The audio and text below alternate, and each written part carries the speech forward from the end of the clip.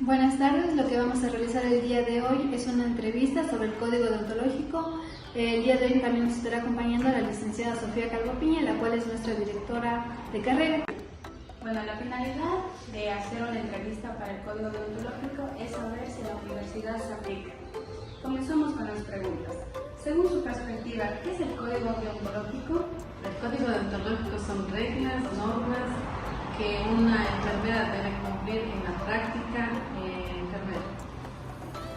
¿Qué papel juega la confidencialidad en el código deontológico de enfermería? Si nosotros hablamos del código deontológico, de las reglas, las normas que debemos cumplir, el secreto profesional es muy importante para la práctica enfermera, ya que el paciente nos va a abrir su corazón, sus problemas. Entonces, como enfermeros nosotros tenemos que tener ese secreto profesional siempre y cuando no perjudique al paciente, a la familia y a la comunidad. Y si perjudica, nosotros tenemos que comunicar a las autoridades competentes. ¿Por qué es importante el código deontológico en la práctica de enfermería?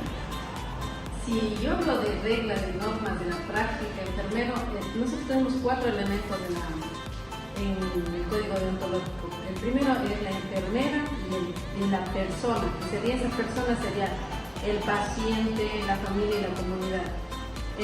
Y lo otro, tengo otro elemento que es la enfermera y la práctica. ¿Qué quiere decir que la práctica? Que yo debo conocer todas las técnicas, los conceptos, todo de esa práctica para evitar eventos adversos, cuasi eventos y mala praxis. Y así, si yo evito también una sanción que me puede dar el Colegio de Enfermeras o el mismo Ministerio de Salud Pública.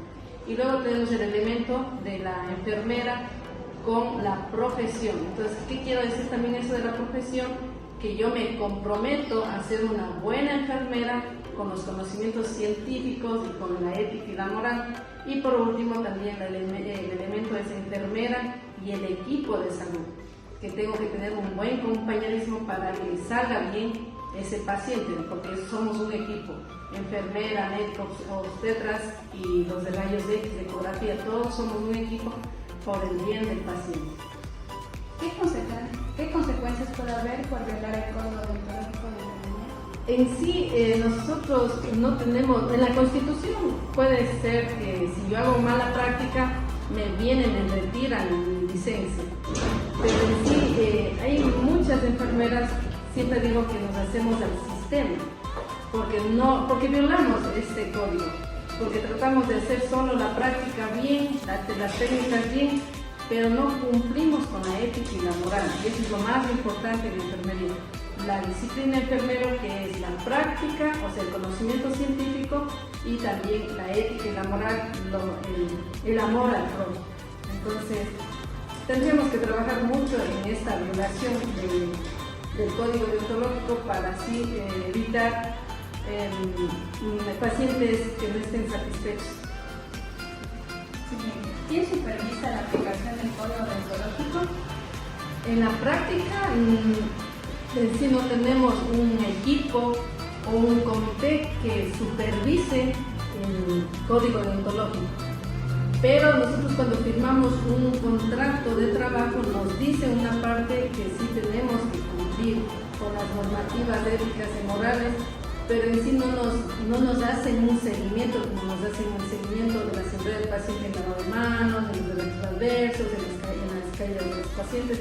En sí no tenemos un comité en sí, pero es muy necesario hablar mucho de este código deontológico para que haya ese comité, y así nosotros vemos a las enfermeras y futuros enfermeros que realmente tengan esa vocación para la profesión de enfermería. ¿Cómo aborda el código deontológico en enfermería la relación con los colegas y otros profesionales de la salud? ¿Cómo aborda? Digamos que nosotros, cada enfermero, cada profesional debe tener ese amor, digamos, esa salud.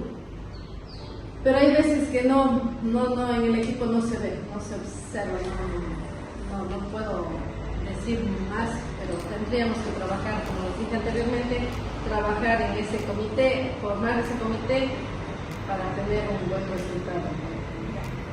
¿Podría dar un ejemplo de una situación en la que vivió donde tuvo que Claro, un ejemplo en X, digamos, si yo hablo práctica, enfermera y equipo y secreto profesional, hubieron cosas que en mi práctica yo tuve un paciente X que se cayó de la cama, pero yo tenía que echarme toda la responsabilidad por el bien del equipo y porque soy enfermera y era la jefa de enfermera en ese entonces. El secreto profesional, no pudimos decirle al paciente realmente por qué se cayó, pero nosotros sabíamos bien. Entonces, no ocupé, como yo hablo tanto del código deontológico, no ocupé realmente en la práctica lo que tenía que hacer. Decir la verdad al paciente, saber decirle a mi compañera que tiene que pasar los turnos con todo el equipo para que conozca el diagnóstico, porque hay veces que enfermera pasa su turno, auxiliares pasan su turno, médicos pasan su turno y no sabemos qué diagnóstico, qué cuidados tiene el paciente, y ahí viene la mala praxis. El paciente se cae, necesitamos hacer más, ¿cómo se llama? El evento adverso, a dar capacitaciones y no decimos la verdad al paciente. Le echamos a veces la culpa al paciente diciendo que por qué se movió, por qué esto, sabiendo que no debíamos moverle, teníamos que hacerle un baño de esponja, en la cual eso era lo necesario. Y eso a veces nos enseña, a veces de las malas cosas nos enseñan a ser más maduras en la enfermería y cumplir la práctica con todas las técnicas. ¿Qué hace usted como directora para fomentar un ambiente de trabajo ético y respetuoso con sus colegas? Primeramente, nosotros cuando queremos compañerismo, porque dice ese código de elemento de equipo, compañeros, hacemos reuniones de trabajo, digamos, bueno, no de trabajo, reuniones, por ejemplo, cumpleaños, hacemos cada fin de mes, para conversar, para tener más compañerismo en los feriados, también hacemos intercambios de sorpresa y todo. Y también al fin de cada ciclo, al inicio, al intermedio y al final hacemos reuniones para preguntar cómo estamos, ¿no? Si estamos bien con los estudiantes, con nosotros mismos, con los componentes. Entonces hacemos reuniones de trabajo y reuniones de compañerismo, porque sí es difícil trabajar con talento humano, pero tenemos que saber trabajar con talento humano. ¿Cuáles son los principios éticos fundamentales del código deontológico? Los principios éticos son la beneficencia, la autonomía, la igualdad, no me acuerdo otro más, pero son 4, son los principios. ¿Cómo se aplican estos principios en la práctica diaria de una enfermera? Si yo estoy hablando de autonomía, de beneficencia, tengo que hacer bien a mi paciente. Entonces, tengo que tomar los signos vitales. No me debo inventar los signos vitales. Entonces, estoy haciendo bien. Si yo estoy hablando de igualdad, todos mis pacientes son por igual. No porque es hijo del presidente, hijo de la directora, hijo de la jefa de servicio. Todos mis pacientes son por igualdad. Y si yo hablo de honestidad, que es otro beneficio, tengo que ser honesta en hacer mis prácticas y en no inventarme los valores de los signos vitales, medidas antropométricas, que es un ejemplo, y también tengo que ser honesta en la práctica, en la administración de los medicamentos, porque eso es una buena enfermera, no solo enfermera en las aulas con buenas notas y cuando voy a la práctica no hago con amor. ¿Qué medidas se deben tomar en caso de un conflicto ético en el ámbito laboral? Para un conflicto de un compañero o también de algún estudiante o de alguna persona, siempre son 3 los pasos. La primera es conversar mutuamente, preguntar, puede que esté aparentemente psicológicamente estresado, psicológicamente con problemas en la casa. Primero es la conversación, converso con la persona, ya sea con el compañero, estudiante, paciente, digamos, converso. La segunda ya es con unos testigos, 2 testigos de esa conversación y compromisos. Y la tercera ya es con un llamado de atención, que sería una primera llamada de atención escrito, el segundo ya es una sanción o algo, una capacitación. Por ejemplo, lo que les dije, el ejemplo anterior de la caída del paciente. Primero le llamé la atención a mi compañero, pero o sea, como ya era una caída grave, entonces, ¿qué me hicieron? Me llamaron la atención a mí, como jefa de ese servicio, me llamó la atención a jefe. Y tuve que hacer una capacitación para evitar nuevas caídas. Entonces hicimos los tres y desde ello me acuerdo toda mi vida que debo pedir a mi equipo que está atrás, auxiliares, internos, estudiantes, que pasen la hora de visita para que conozcan los diagnósticos, conozcan el tratamiento y los cuidados que tratan de dar.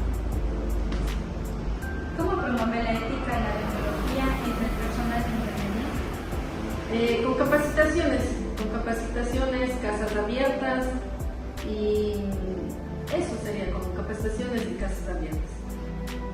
¿Cuáles son los retos éticos más comunes que enfrentan las enfermeras en su labor?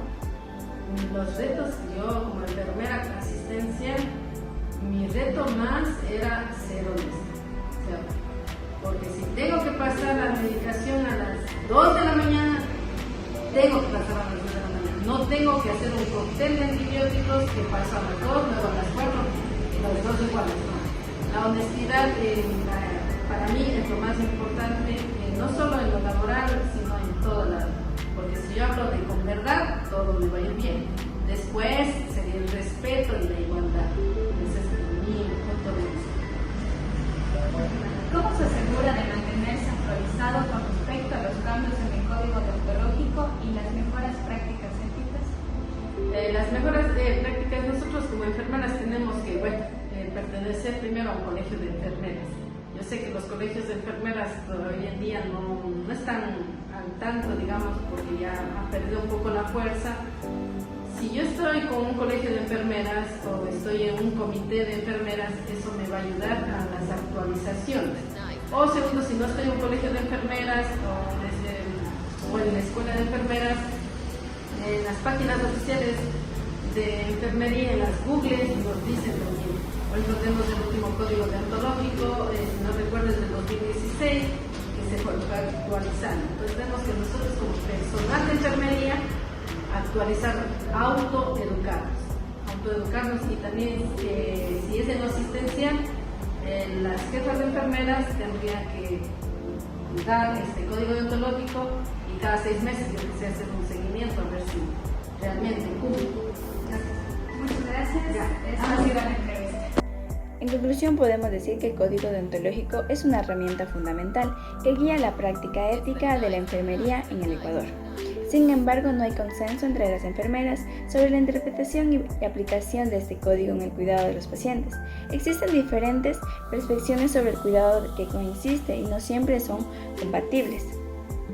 A pesar de esto, el código deontológico ayuda a las enfermeras a humanizar y mantener la calidad del cuidado, así como asegurar un ejercicio idóneo de la profesión.